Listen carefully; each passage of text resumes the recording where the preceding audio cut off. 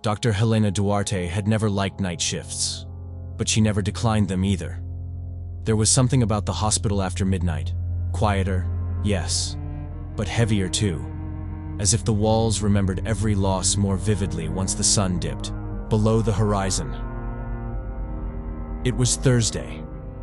The fluorescent lights above buzzed faintly, casting long shadows on the sterile floor. Helena walked her usual route through the cardiology wing, clipboard in hand, her steps echoing just slightly louder than they should have. She was on autopilot, vitals, charts, the occasional polite smile to the insomniacs. Room 312. João Santos, 78. Heart failure. Palliative care. He wasn't expected to last the night, and Helena, though not callous, had grown numb to that knowledge. Death had a strange consistency to it when seen daily. Not dramatic, not loud, just inevitable. She checked his vitals, weak but stable for now. "I know it's late," she said, adjusting his oxygen mask. "But you're not alone." He smiled faintly, eyes glazed but present. "She was here," he whispered. Helena paused. "Who?" "The nurse with the bun. Lavender perfume. Told me I'd be all right." Helena blinked. "There's no one else scheduled for this wing tonight. Maybe it was someone from earlier?" He chuckled softly, a dry, raspy sound. No, she was just here. Said she'd come back soon. She made a note, more out of habit than concern. Delirium was common. Still, the specificity of his words, lavender, the bun, left a small chill crawling under her skin. 2 hours later, João passed quietly in his sleep. Helena completed the paperwork with mechanical precision. She didn't feel much. Just the routine melancholy of another life quietly exiting stage left. But something lingered, nagging. His final words, the strange peace on his face. Back at the nurse's station, she flipped through the shift schedule. Only 2 nurses were assigned that night. Marta, who had been on the pediatric floor all evening, and Tiago, who had been dealing with an emergency in the ER. Neither could have been in 312 during that window. She hesitated, then pulled up the hallway footage on the staff monitor. The system was outdated, mostly used to catch unauthorized visitors or check staff compliance. The footage from that wing was dark, slightly grainy. At 2:47 a.m., the timestamp flashed. The camera caught a figure walking past room 312. White uniform, hair pulled tightly into a bun. The face was blurred, just out of frame. But she paused at the door, placed a hand on it, then kept walking into shadow. Helena leaned closer. "Who the hell are you, Dr. Duarte?" It was Marta poking her head in. "Family of Mr. Santos is here. They want to say goodbye." Helena nodded, still staring at the screen. The figure didn't return. She rewound the footage, played it again. Same moment, same silence. Later that morning, as the sunlight began to bleach the walls a soft blue, Helena found herself lingering outside room 312. She placed her hand where the woman's had been. Nothing, no warmth, no explanation, but a scent hung in the air, faint, almost undetectable. Lavender. By Friday evening, the lavender scent had faded, but the unease hadn't. Helena arrived early for her shift, clipboard tucked under one arm, coffee clutched in the other. She hadn't told anyone about what she saw on the hallway footage. Maybe it was a glitch, a night nurse switching floors, a trick of her tired brain. Still, she couldn't let it go. She found herself checking the patient logs obsessively, cross-referencing names, times, movements. Nothing lined up with that shadowy figure. Nothing made sense. That night, the ICU was quieter than usual. Fewer alarms, fewer complaints. An odd calm hung over the ward. Around 3:15 a.m., Helena stopped by room 308, where a patient named Clara Ramos was recovering from complications after surgery. Clara was terminal, but alert. She smiled weakly when Helena entered. "Is it time for more morphine?"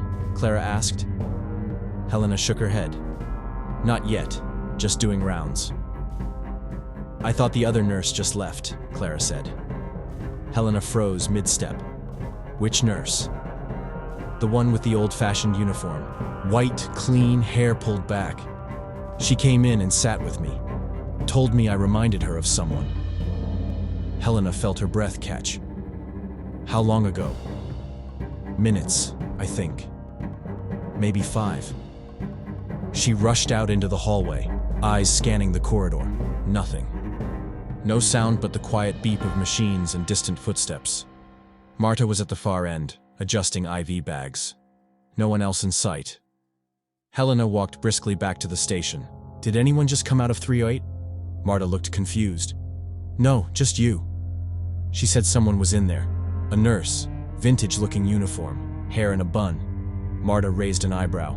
That sounds like... Celia. Helena blinked. Who? Marta hesitated. Never mind. Just something the night staff joke about. No, tell me. Well, years ago, there was this story. Back before I worked here. A nurse named Celia.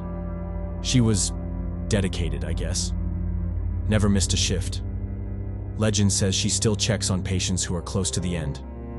Helena stared at her. You're serious? It's just a story, Marta said quickly. Like ghost stories for new hires. Probably just a weird dream Clara had. But it didn't feel like a dream. Not to Helena. Not when multiple patients described the same woman, with the same voice, same lavender scent, and the same unnerving calm.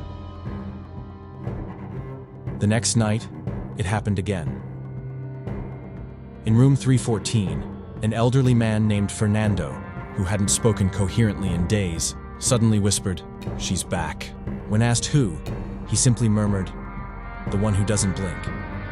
And in room 310, a woman with advanced stage cancer told Helena, "I saw the angel. She said you'd take over when she's done." Helena tried to laugh it off. "You must have dreamed that. She said you'd deny it." The pattern was forming, unmistakable, and it all circled around this one name, Celia. Helena stayed late that night, past her shift, past sunrise. She reviewed personnel records, incident logs, even staff obituaries from decades back, all mostly inaccessible without admin clearance. But tucked inside a dusty binder in the records room, she found something strange, a staff photo from 1983. She scanned the rows of faces, dated hairstyles, and formal uniforms. And there, in the back row, between 2 older doctors, stood a woman, with dark hair tied into a perfect bun. Her eyes were intense, her expression serious, almost maternal. The caption read, "Celia M. Lacerda, Palliative Nurse Supervisor." Helena traced her name with her fingertip. She turned the page and stopped. A yellowed news clipping was stapled inside. An old article from a local paper. Tragedy strikes municipal hospital. Nurse dies in fire while saving patients. Celia had stayed behind during a short-circuited electrical fire that started in the ICU wing. While others evacuated, she ran back in to assist 2 immobile patients. None of them made it out. The article quoted a colleague. "She always said she wouldn't let anyone die alone." Helena leaned back in the records chair, the weight of something ancient and unresolved pressing down on her chest. This wasn't just a myth. Celia was real, and perhaps she never stopped working. But what did it mean? Why now? Helena couldn't shake the image of the photo. Celia's face etched into her memory with unsettling clarity.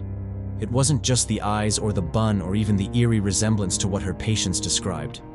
It was the feeling that Celia had been watching her back, not just now, but for much longer. On her day off, Helena returned to the hospital. She told herself it was just to confirm what she'd read. Just to reassure herself that she wasn't falling into some shared delusion spun by elderly patients and dim lighting. But the truth was less clinical.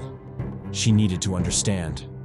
In the staff archive room, a windowless, poorly ventilated relic of the hospital's past, she dug deeper. Patient logs, old reports, internal memos. Most of it was useless, but buried under brittle folders and outdated personnel charts, she found a handwritten journal labeled CML, Celia M. Lacerda. She hesitated.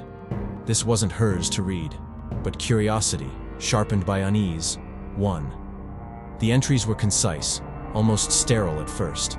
Medication logs, staff notes. But over time, They became personal. Reflections, regrets. A few stood out. He didn't want to die alone. I sat with him, sang. He smiled at the end. They say we can't save everyone, but we can hold their hands. Then, the last entry. If it happens again, I won't leave them. Not even then. Helena felt her throat tighten. This wasn't folklore. This was devotion, frozen in ink. Later that evening, she cornered Tiago, the longest-serving nurse still on the night team. They shared a late coffee in the break room, the hum of vending machines filling the silence. "Did you ever hear about Celia?" she asked. Tiago's expression didn't change, but his eyes dropped. "Everyone hears about Celia," he said eventually. "Especially if you work nights. Especially if you work with the dying." "So you believe it?" He shrugged. "Doesn't matter if I do, the patients do. And they die easier because of it." Helena frowned. "You think she's real?" He gave her a tired smile. "Real enough that we stopped assigning beds in room 327 after too many sightings. Real enough that no nurse volunteers for that hallway between 2 and 4 in the morning." "What happened in 327? Tiago sipped his coffee, then set it down with a quiet thunk. "It used to be the end-of-life room. She died just outside its door." Helena felt her arms break out in goosebumps. She returned to her apartment that night, with a headache and an uneasiness that clung to her skin. Everything about this felt too aligned, too scripted, but too real to ignore. She tried to sleep, but her mind replayed that grainy hallway footage, the figure pausing at Joan's door. Clara's words, the journal, the scent of lavender. At 3:09 a.m., her phone buzzed. A message from Marta. "Room 327. Patient says she's standing at the foot of his bed. Please come." Helena stared at the message. Her first instinct was to call back, to dismiss it, to pretend she hadn't seen it. Instead, she grabbed her coat and keys. She had to see it for herself. The hospital looked different at 3:30 a.m. Even the fluorescence seemed dimmer, the walls narrower. Helena moved quickly through the empty corridors, her ID badge swinging at her chest like a muted metronome. No one stopped her. Marta had already returned to the pediatric wing, leaving room 327 quiet, too quiet. Helena hesitated outside the door. Inside was a man named Alberto, stage 4 cancer, non-responsive most of the time. But tonight, his eyes were wide open, trained on the far end of the room where the curtain shifted ever so slightly, though the window was closed, and there was no ventilation on. "Mr. Alberto," Helena said softly. He turned his gaze toward her but didn't speak. Helena stepped further inside. The room felt cold. Not just chilly, wrong. Like walking into a space that hadn't been disturbed in years. "Did someone come in earlier?" she asked, checking his vitals. His lips parted. "She was here." Helena's spine tightened. "Who?" He struggled for breath, voice barely audible. "The nurse. She said I could rest now." Helena turned slowly to the corner of the room. Nothing. Just a chair by the wall and the soft hum of medical equipment. But the curtain rustled. Again, a gentle movement, like fingers brushing against fabric. Helena reached out and pulled it aside. Empty. Still, she felt it. The sensation of being observed, not with menace, but with patience, compassion, like someone was waiting for her to understand. She stayed in the room until morning. Alberto passed just before sunrise, holding her hand. She didn't cry, but something cracked open inside her. A pressure she hadn't realized she'd been holding. A memory long buried stirred at the edges of her mind. Later that day, back in her apartment, Helena didn't change out of her scrubs. She sank into the couch and stared at the ceiling. She had been here before. Not this hospital, not this time, but this. The memory returned like a storm. She was 9 years old, hospitalized for appendicitis, terrified. Her mother had to leave at night to care for her siblings. She remembered crying in the dark, alone in the sterile room. And then, a woman came in, white uniform, bun, lavender perfume. She sat by Helena's bedside and told her stories.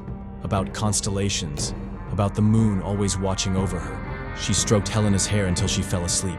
No one ever confirmed her visit. When Helena described her the next day, the nurses said no such person had worked that shift.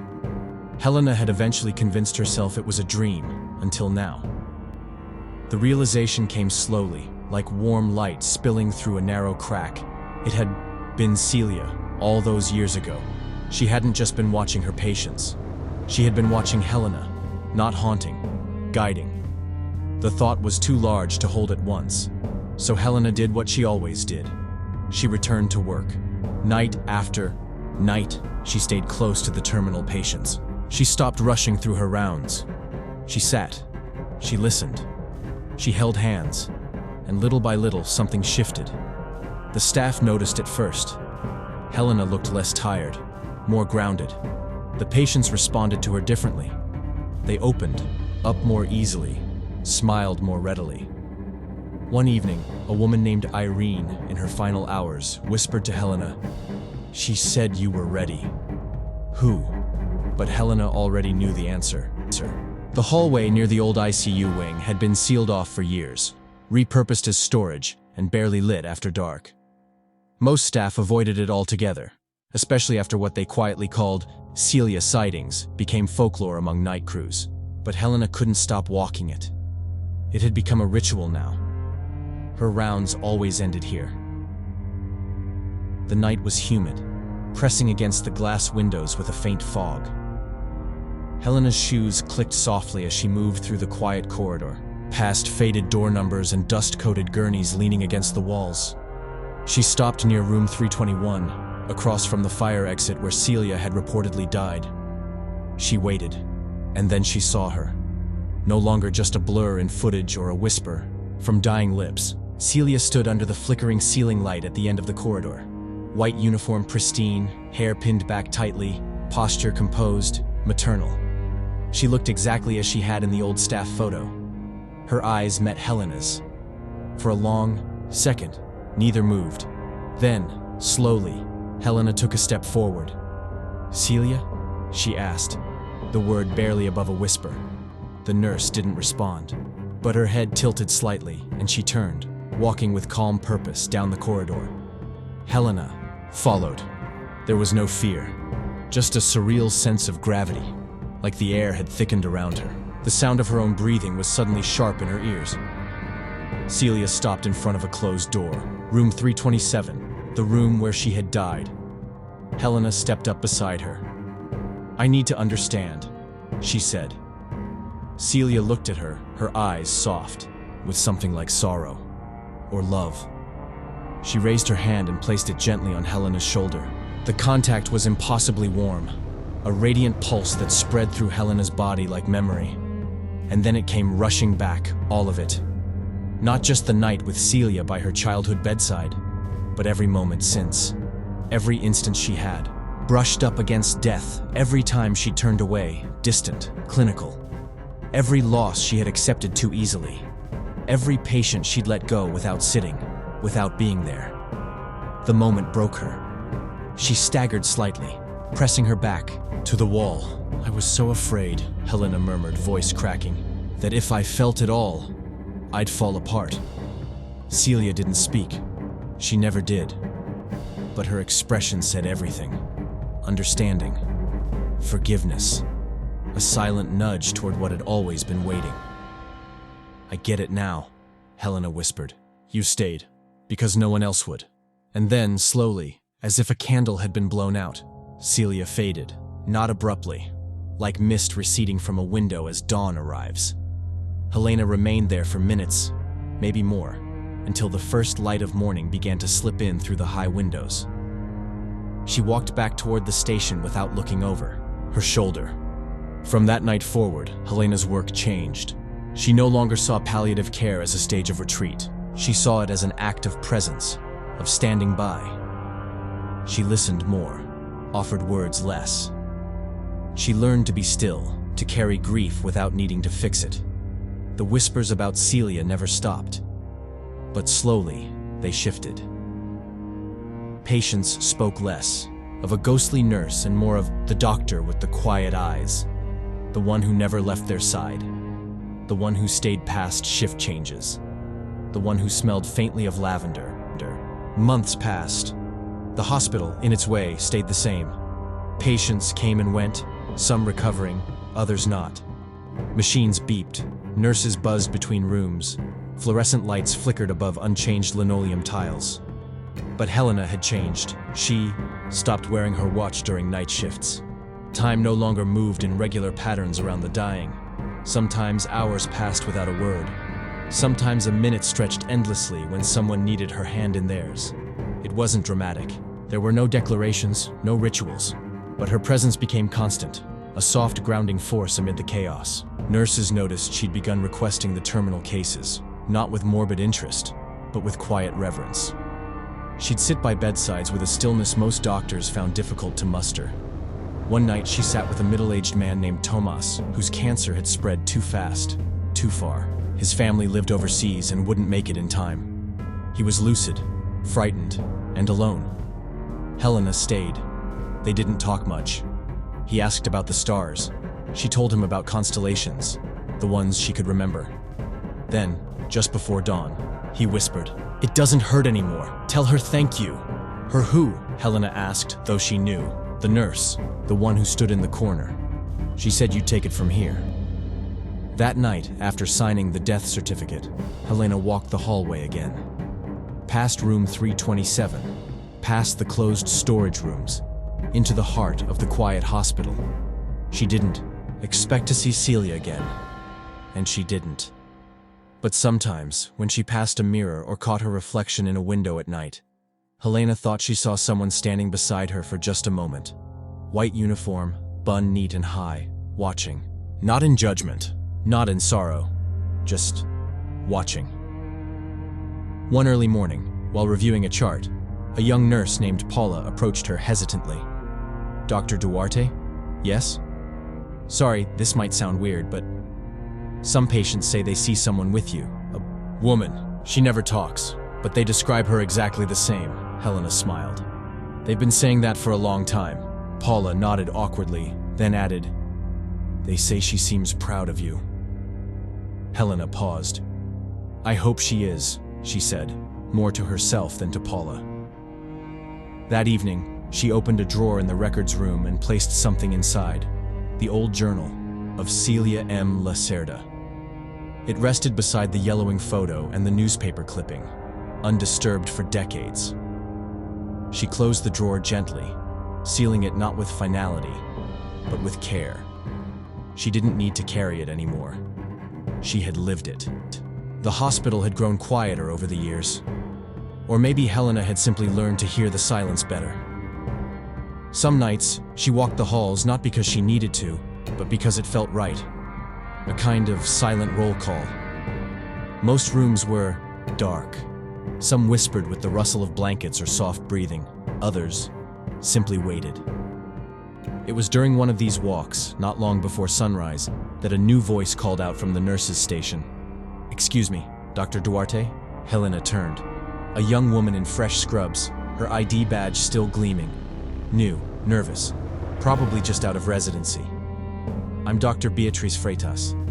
I just started rotation here." Helena offered a gentle smile. "Welcome." Beatrice hesitated, then said, "I know this is going to sound strange, but do we have a volunteer nurse who works the night shift? Someone not officially listed?" Helena blinked. "Why?" "One of my patients said a woman came in while I was at the station. Said she sat with him, told him he'd be okay. She had an old uniform, white dress, hair tied up, smelled like flowers." Helena didn't answer immediately. "She didn't scare him," Beatrice added quickly. "He said she made him feel peaceful. I just thought maybe it was a palliative care specialist I hadn't met yet." Helena nodded, her gaze drifting briefly down the corridor. "There are always people here," she said softly. "Some stay a little longer than others." Beatrice looked confused but didn't push. Later that morning, Helena returned to room 312, the place where it had all started with Juan. The bed was empty now. A new patient would arrive by afternoon. But for now, the room felt still. Resting. She stood by the window and closed her eyes. No voices, no visions, just the presence. The hospital would move on, as it always did. New patients, new doctors, new, quiet losses. But Helena knew now that no one ever truly left. Not the ones who stayed to help. Not the ones who waited at the edge of life to make sure no one crossed over alone. As she turned to leave, she glanced at the mirror by the door. There was no figure standing behind her, but the faintest trace of lavender lingered in the air. If you like this story, subscribe to the channel, activate notifications, leave your like, and see you in the next video.